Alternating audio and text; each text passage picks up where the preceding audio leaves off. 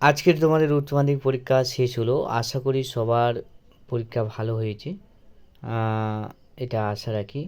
এবং আমি এই পরীক্ষার বিষয়ে অনেক প্রশ্ন দিয়েছিলাম বা এমনি শর্ট প্রশ্ন আলোচনা করেছিলাম, সেখান থেকে প্রচুর প্রশ্ন মিলেছে এবং দুটো একটা কমন আসেনি, বাকি সবগুলো কমন এসেছে এবং সবাই ভালো পেরেছে। আমি সেই জন্য শর্ট প্রশ্নর অ্যান্সারটা ভিডিও করে দিচ্ছি না বা তোমাদেরকে দিচ্ছি না, কারণ ওখানে অনেক ভিডিও পাওয়া যাচ্ছে, কিন্তু ন্যায়ের বৈধতা বিচারের ক্ষেত্রেই মানে অনেকে প্রশ্ন করছে এবং অনেকে অ্যান্সারটা অনেক ভুলভাল করে এসছে। সুতরাং সেই ভিডিওটা আমি ইউটিউবে দিচ্ছি যাতে সবাই সেটা ভালো করে বুঝতে পারে। চলো প্রথমে আমরা কথা না বাড়িয়ে আমরা সরাসরি প্রশ্নের ভিতরে চলে যাই। সি দাগের যেটা ছিল, যে নিম্নলিখিত যুক্তিগুলিকে আদর্শ যৌক্তিক আকারে রূপান্তরিত করি তাদের মূর্তি ও সংস্থান উল্লেখ করে এবং প্রত্যেকটি বৈধতা বিচার করে, মানে ভ্যালিডিটি টেস্ট করতে বলছে। চলো 1 নম্বর কী বলছে, অভিকবাবু অবশ্যই জ্ঞানী, কেননা কেবলমাত্র জ্ঞানী ব্যক্তিরাই ভালো অধ্যাপক এবং অভিকবাবু একজন ভালো অধ্যাপক। এখানে আমরা সিদ্ধান্ত প্রথমে নির্ণয় করব। তো আমরা কি জানি যে যদি কোনো বাক্যের মধ্যে কেন না থাকে তার ঠিক আগের বাক্যটা সিদ্ধান্ত হয়, এটা আমরা জানি। তাই আমরা এই কেননার আগের বাক্য অভিকবাবু অবশ্যই জ্ঞানী, তাহলে এটা কীরকমভাবে লিখতে পারবো আমরা এটা লিখতে পারবো যে অভিকবাবু হন জ্ঞানী ব্যক্তি। এটা আমরা এরকমভাবে লিখতে পারি যে অভিকবাবু হন জ্ঞানী ব্যক্তি, এটা আমরা লিখতে পারি। তাহলে অভিকবাবু সমান এস আর জ্ঞানী ব্যক্তি পি। এবার আমরা জানি যে পি সমান সাধ্যপদ সিদ্ধান্তে ছাড়া কোথায় থাকে, তোমাদের তো আমরা লজিক করিয়েছি, দেখবে সিদ্ধান্তে ছাড়া প্রধান আশ্রয় বাক্যে থাকে। তাহলে প্রধান আশ্রয় আমি এলে পেয়ে যাব, লজিক্যাল ফর্মটা পাবো, সকল ভালো অধ্যাপক হন জ্ঞানী ব্যক্তি। কেন এটা হলো, ওটা কেবলমাত্র আছে, দেখবে কেবলমাত্র জ্ঞানী ব্যক্তিরাই ভালো অধ্যাপক, তার মানে কি উদ্দেশ্য বিধেয় চেঞ্জ হয়ে যাবে। তাহলে সকল ভালো অধ্যাপক হন জ্ঞানী ব্যক্তি। তারপর যেটা পড়ে রয়েছে অভিকবাবু হন ভালো অধ্যাপক। এবারে আমরা ভ্যালিডিটি রুলসে যাব। আমি বলেছিলাম যে ভ্যালিডিটি বা বৈধতা বিচারের ক্ষেত্রে তোমরা তিনটে নিয়ম ফলো করবে ভালো করে, তার মধ্যেই আশা করি পড়ে যায়। দেখো প্রথমে বলেছিলাম যে হেতুপদ উভয় আশ্র বাক্যে অন্তত পক্ষে একবার ব্যাপ্য হয়েছে কিনা, অ্যাটলিস্ট অন ডিস্ট্রিবিউটেড। তাহলে ইএম হচ্ছে কি অধ্যাপক, ভালো অধ্যাপক এম এবং তার হেতুপদ। এখানে দেখো এ বচনে উদ্দেশ্য স্থানে রয়েছে, মানে একবার ব্যাপ্য হয়েছে, তাহলে এই ব্যাপার ছেড়ে দেবো। দ্বিতীয় নিয়মটা বলেছিলাম কি, যে পদ আশ্রয়কে ব্যাপ্য হয়নি সে পদ সিদ্ধান্তে ব্যাপ্য হতে পারে না। তার মানে কি এখানে দেখো সিদ্ধান্তে দুটো পদ থাকে, পক্ষপদ আর হচ্ছে কি সাধ্যপদ।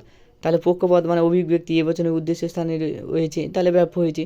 এবার দেখবো জ্ঞানী পদটা, জ্ঞানী ব্যক্তি, তো সুতরাং এটা হচ্ছে কি সাধ্যপদ।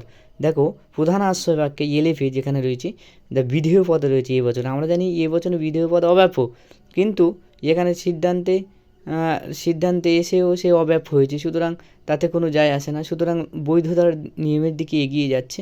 এবার আমরা সংস্থানটা আঁকবো, তো জুড়ে দেবো, দিয়ে দেখবো এখানে প্রথম সংস্থান অর্থাৎ উল্টো জেট। তাহলে যুক্তিটি কী দাঁড়িয়েছে, প্রদত্ত যুক্তিটি প্রথম সংস্থানে বৈধ মূর্তির নাম হচ্ছে কি বারবারা।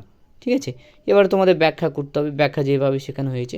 এবার দ্বিতীয় কোশ্চেনে আমরা যাব।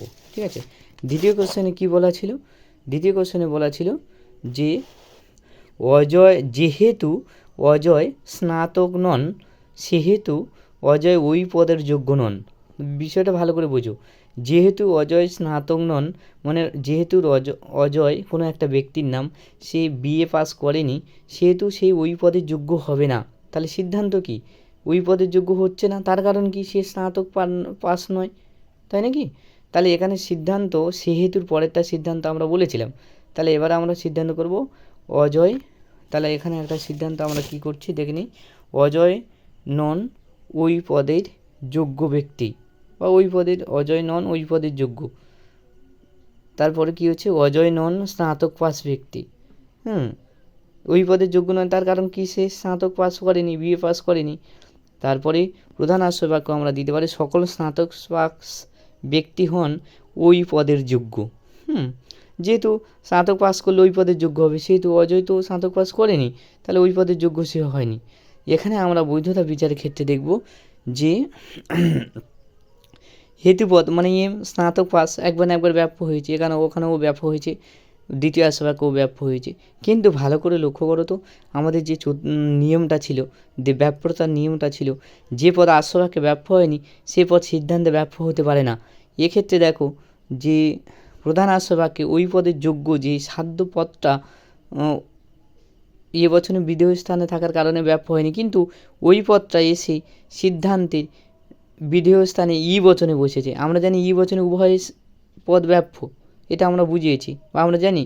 তাহলে ওই আশাবাক্যে ব্যর্থ না হয়ে সিদ্ধান্তে ব্যর্থ হয়েছে, সুতরাং এখানে বৈধতার নিয়মটাকে লঙ্ঘন করেছে।